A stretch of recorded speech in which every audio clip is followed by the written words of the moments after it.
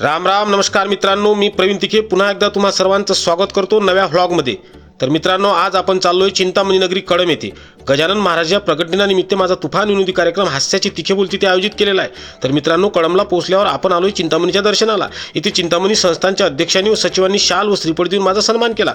त्यानंतर मी गेलो माझा जीवलग मित्र निखिलच्या घरी गेल्या गेल्या याने खांद्यावर शेला टाकून चंगी स्वागत केलं बाबा, आणि पॅकिंगमध्ये एक भेटवस्तू दिली आणि त्या बदल्यात फॅमिलीला घेऊन माझ्यासंग एक फोटो काढून घेतला। त्यानंतर मग मी आलो कार्यक्रमाच्या जागी आणि यायचं आयोजन पाहून तर थक्कच होऊन गेलो। मला स्टेजवर आणण्यासाठी बालगोपाल तयार होते। याचा उत्साह पाहून माझ्याच अंगात ऊर्जा संचारली। टाळांचा गजर करत हे छोटे हात जेव्हा माझे स्वागत करत होते तेव्हा असं वाटलं खरी स्टार मंडळी तर ही देवदूतासारखी मुलं आहे।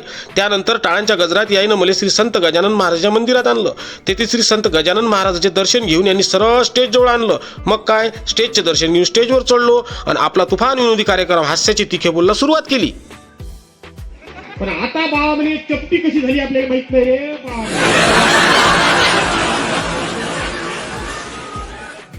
लहान कोणती बिमारी झाली हो म्हटलं, याने म्हटलं हे काय हो म्हटले, नाही नाही त्याला काही नाही म्हणे, त्याला साधा ताप आला आहे म्हणे, त्याला पॅरासिटामॉल दिली का दुरुस्त होते। म्हटलं मग हे काय होय, म्या म्हणे काळ्या रंगाचा सोफा ऑर्डर केला आहे म्हणे, म्हणून पाहून राहिलो म्हणे का कोणत्याच चांगला दिसते।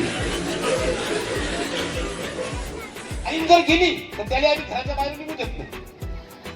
यदा कदाचित जर निघाला तर त्याला म्हणतो तो हसत राह, म्हणजे निदान दात तरी दिसते।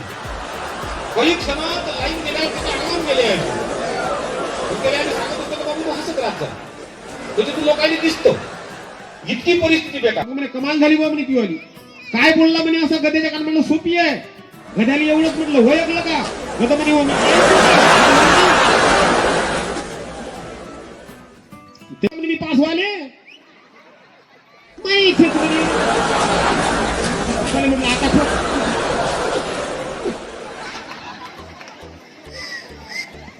वगारू का हल्या सासू सासऱ्याने विचारे, मुलगा मुलगी एक समान समजून घे बिचारे।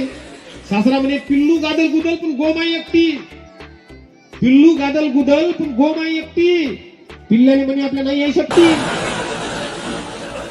अंधारात म्हणे तुम्हाला नसन दिसली असं म्हणून सासू गालातच हसली, म्हणून म्हणतो आता जेव्हा येईल तुमच्या घरी बासुंडी नका करू, नाही तर बासुंडीची गोष्ट होय खरी, बासुंडीची गोष्ट होय खरी, बासुंडीची गोष्ट होय खरी।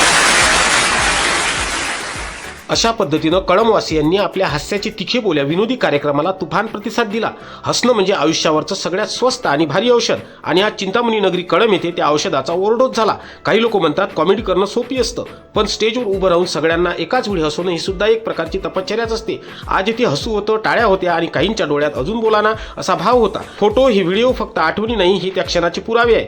ज्या क्षणी सगळ्या चिंता हसवण्यात हरून गेल्या याचीच पावती की काय, कार्यक्रम संपल्यावर काही प्रेक्षकांनी फोटोच काढून घेतले आणि मला अपेक्षा नसताना हरिभक्त परायण श्री दिगंबररावजी गाडगे महाराज यांची भेट झाली। मी लहान असताना आमच्या माणिकवाडा गावात यांचे लय कीर्तन व्हायचे आणि महाराजांचे कीर्तन विनोदी असायचे, म्हणून हे आपले फेवरेट कीर्तनकार आहे। शेवटी आयोजकांनी मान सन्मान करून मला आज्ञा दिली। शेवटी एवढंच म्हणेल, जिथे हसू आहे तिथे आयुष्य आहे, आणि जिथे आयुष्य आहे तिथे हास्याचे तिखे बोल नक्कीच पाहिजे। तुम्हाला पण या कार्यक्रमाचे आयोजन करायचे असेल तर स्क्रीनवर दिलेल्या नंबरवर फोन करून कार्यक्रमाचे आयोजन करू शकता। आणि हो, व्हिडिओ आवडला असेल तर लाईक, शेअर, कमेंट्स आणि सबस्क्राईब करायला विसरू नका, कारण पुढचं हसू लवकरच तुमच्या गावात पण असू शकतं।